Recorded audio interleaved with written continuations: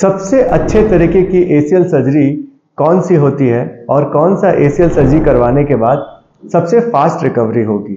ये एक बहुत बड़ा क्वेश्चन है जो कि सारे हमारे जो मरीज हैं वो उनसे पूछते हैं और इसीलिए बहुत परेशान है, क्योंकि एसीएल सर्जरी इतने तरीके की हो गई है और इतने तरीके के मेथड्स हो गए हैं फिक्स करने के लिए।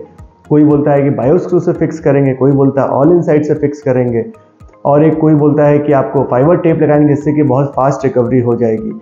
तो मैं आपको बताना चाहूँगा आज कि सबसे बढ़िया वाला तरीके का जो एसीएल सर्जरी है वो कौन सा होता है, कौन से सर्जरी से आप सबसे फास्ट रिकवर करेंगे और आगे भी चल के कोई भी कॉम्प्लिकेशंस आपको नहीं होंगे। तो सबसे एडवांस एसीएल सर्जरी कौन सी है ये आपको हम आज बताएंगे। नमस्कार दोस्तों, मैं हूं डॉक्टर नीरज श्रीवास्तव। मैं आर्थ्रोस्कोपी और स्पोर्ट्स इंजरी सर्जन हूं, स्कोपी क्लिनिक का डायरेक्टर हूं। देखिए दोस्तों, सबसे एडवांस सर्जरी और सबसे बढ़िया वाली एसीएल सर्जरी, सबसे फास्टेस्ट रिकवरी वाली और बेस्ट रिजल्ट सर्जरी जो होती है ना, वो होती है बायोलॉजिकल एसीएल रिकंस्ट्रक्शन सर्जरी।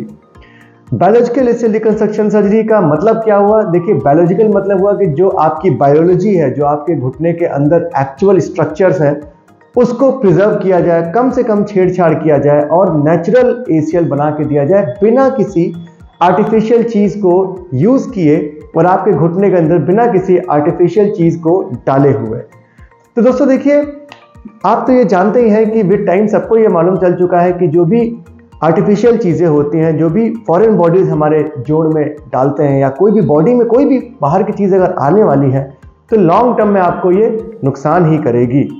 अब एनफ रिसर्च प्रूव कर चुका है कि कोई भी आर्टिफिशियल चीज़ आपको शॉर्ट टर्म में तो हो सकता है कि फ़ायदा दे, लेकिन लॉन्ग टर्म में आपको बहुत नुकसान करेगी। और ज़्यादातर जो इसकी प्रमोशंस हो रहे हैं ये मार्केट ड्रिवन प्रमोशंस हो रहे हैं। एनफ स्टडीज़ हमारी आ चुकी हैं, अब कोई भी इसमें दम नहीं रह गया कि कोई भी आर्टिफिशियल चीज़ आपके घुटने में डाली जाए। तो बायोलॉजिकल एसीएल मतलब हुआ क्या कि जो आपका एसीएल जो था, जो आपका फटा था एसीएल ना, वो आमतौर पे काफ़ी मजबूत और मोटा एसीएल होता है जिसको कि एग्जैक्टली बना पाना संभव नहीं हो पाता। हम जितना भी टेंडन्स, चाहे हैमस्ट्रिंग निकाल लें, चाहे क्वाड्रिसेप्स निकाल लें, चाहे पेरोनियस निकाल लें, हम मैक्सिमम जो आपकी थिकनेस निकाल सकते हैं वो 9.5 या 10 मिलीमीटर हो सकती है। बट उससे भी कहीं ज़्यादा इसका जो 12 मिलीमीटर के आसपास जो फुटप्रिंट होता है ना आपका टिबिया का, एसीएल का, वो बना पाना हमारे लिए संभव ही नहीं है। कभी कभी तो उससे भी थोड़ा सा ज़्यादा फुटप्रिंट होता है। तो समझिए आपकी मैक्सिमम हमारी जो इंडियन पॉपुलेशन है 8 साढ़े 8 का टेंडन ही निकलना मुश्किल हो जाता है कोई भी तरीके से। बहुत कोई एथलीट हुआ तो 9 का या 9.5 का निकलेगा। तो अब उसको कैसे आप ओरिजिनल एनाटमी को बना पाएंगे?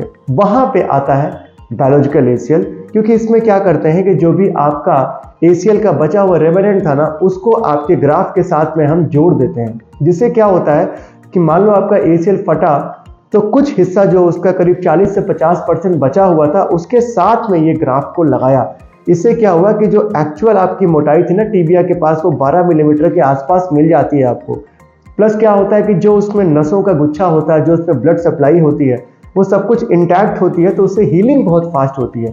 और एक्चुअल में आपको कई बार ऐसा भी लगता है कि यार हमारा तो लगता है सर्जरी हुआ ही नहीं, सब कुछ, पैर भी आराम से मुड़ रहा है, दर्द भी बहुत कम हुआ, रिकवरी बहुत फास्ट हो रही है। तो ऐसा हमारे मरीज अक्सर हमको बोलते हैं कि डॉक्टर साहब हमारा तो पैर 15 दिन में ही पूरा मुड़ गया, हमको डर लग रहा है कोई दिक्कत ना हो जाए, इतनी फास्ट रिकवरी कैसे हो रही है? तो हम यही समझाते हैं बिकॉज ये बायोलॉजिकल एसीएल रिकंस्ट्रक्शन किया गया है, कुछ भी आर्टिफिशियल नहीं डाला गया है। अब दूसरे एक और क्वेश्चन पे आते हैं कि कई लोगों को लगता है कि देखिए डॉक्टर साहब, आप जो हमेशा बोलते हैं कि कोई भी फाइबर टेप या फाइबर वायर नहीं डालना घुटने के अंदर, पर आपने तो उसी से फिक्स किया, जो बटन आपका लगा है उसमें भी फाइबर वायर से ही आपने बांधा है ग्राफ को। तो मैं ये समझाता हूँ कि जो फाइबर वायर से हमने बटन को बांधा है ना, वो जो फाइबर वायर या फाइबर टेप है वो जोड़ के अंदर नहीं है, वो केवल बटन के साथ लगा हुआ है जो कि हड्डी के अंदर है। तो दोस्तों, हड्डियों में तो हम लोग प्लेट भी लगाते हैं, नेल्स भी लगाते हैं, बड़े बड़े मेटल की स्क्रूज लगाते हैं।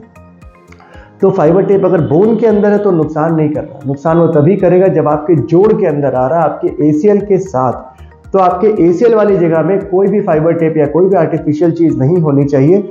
वहाँ पर केवल आपका ग्राफ्ट या टेंडन ही होना चाहिए, क्योंकि वही आगे लिगामेंटाइजेशन प्रोसेस से गुजर के नेचुरल एसीएल बनाएगा। जो भी हम आपके इम्प्लांट्स लगाते हैं, हमने पहले भी बताया हुआ है, वो सिर्फ कुछ दिनों के लिए ही आपके घुटने के अंदर काम के रहते हैं। इसलिए बायोअब्जॉर्बेबल स्क्रू का कॉन्सेप्ट आया जो कि 3 से 6 महीने में गलने लगते हैं। तो 3 से 6 महीने के बाद चाहे हमने बटन लगाया चाहे हमने स्क्रू लगाया है, उसमें उसका कोई भी यूटिलिटी नहीं रह जाती है। एक बार जब आपका ग्राफ्ट जुड़ करके ACL बन गया तो जो आपका नेचुरल जो आपका ACL पहले था बिल्कुल वैसा ही ACL आपका दोबारा बन जाता है। उसमें ब्लड सप्लाई, उसमें सब कुछ नॉर्मल नर्व फ्लो भी दोबारा पहले की तरह आ जाता है। अगर वहाँ कोई आर्टिफिशियल चीज़ लगी है वो आपको दिक्कत दे सकती है। दिक्कत क्या हो सकती है? स्टिफनेस आ सकता है, इन्फेक्शन हो सकता है, साइनोवाइटिस आ सकता है। आपका जो ग्राफ्ट था उसका लिगामेंटाइजेशन प्रोसेस हैम्पर होने से आपका ग्राफ्ट कमज़ोर हो जाएगा और लॉन्ग टर्म में आपका ACL बहुत ही आसानी से टूट जाएगा, बिकॉज कोई भी आर्टिफिशियल स्ट्रक्चर आपको लाइफ लॉन्ग सपोर्ट नहीं दे सकती है। लाइफ लॉन्ग सपोर्ट सिर्फ वही चीज़ दे सकती है जो कि नेचुरल आपकी बॉडी का है, क्योंकि उसमें ब्लड सप्लाई भी रहेगी, नर्व सप्लाई भी रहेगी। वो अपने टाइम टू टाइम अपनी स्ट्रेंथ और भी ज़्यादा गेन करेगा उस पर जोर पड़ने से, उस पर फोर्स पड़ने से, एक्सरसाइजेस करने से। बायोलॉजिकल ACL में हम लोग ये भी ध्यान देते हैं कि आपका टेंडन भी हम केवल एक सेमी टेंडनोसिस ही निकालें, आपके ग्रेसिलिस को स्पेयर करें। इसीलिए हम बटन्स यूज़ करते हैं, स्क्रूज यूज़ नहीं करते हैं, बिकॉज स्क्रू यूज़ करने से कई बार हमको दोनों टेंडन निकालने पड़ जाते हैं, जिससे कि आपके पैर में हैमस्ट्रिंग में कमजोरी आ सकती है। तो सिंगल टेंडन निकालिए, बटन से फिक्स करिए, मोटा ग्राफ्ट बनाइए, पुराने जो उसके रेमिनेंट थे उसको उसके साथ में जोड़िए। यही सबसे बड़ा की है बायोलॉजिकल ACL रिकंस्ट्रक्शन का, कि जो पुराने आपके ACL के बचे हुए पार्ट हैं उसको भी उसके साथ ही हम लोग जोड़ देते हैं। इनफैक्ट हम आपको अगर वीडियोस दिखाएं, जो कि इसमें भी हम दिखाएंगे आपको लास्ट में इसके, कि जो आपका ACL ओरिजिनल होता है, हमारा बनाया हुआ ग्राफ्ट आपको एकदम ओरिजिनल ACL की तरह ही लगेगा। देखकर पता ही नहीं चलेगा कि इसमें कुछ नई चीज़ लगी है, लगेगा ये तो पुराना ACL है भाई, इसमें ग्राफ्ट कहाँ है, क्योंकि ग्राफ्ट के ऊपर से उसका खोल बना लेता है, उसकी कवरिंग एक शीट बन जाती है पुराने टूटे हुए ACL के पार्ट की, तो लगता है कि ये तो नॉर्मल ACL फिर से हो गया। जब ऐसा आपका ACL बना कर देंगे तो उससे बढ़िया हीलिंग कोई नहीं हो सकती है। तो यही बेस्ट ACL है, मोस्ट एडवांस टेक्निक है, नेचुरल ACL है, और आप बहुत ही अच्छे स्पीड में रिकवरी करेंगे और जीवन में कभी भी आपको कोई दिक्कत भी नहीं होगी।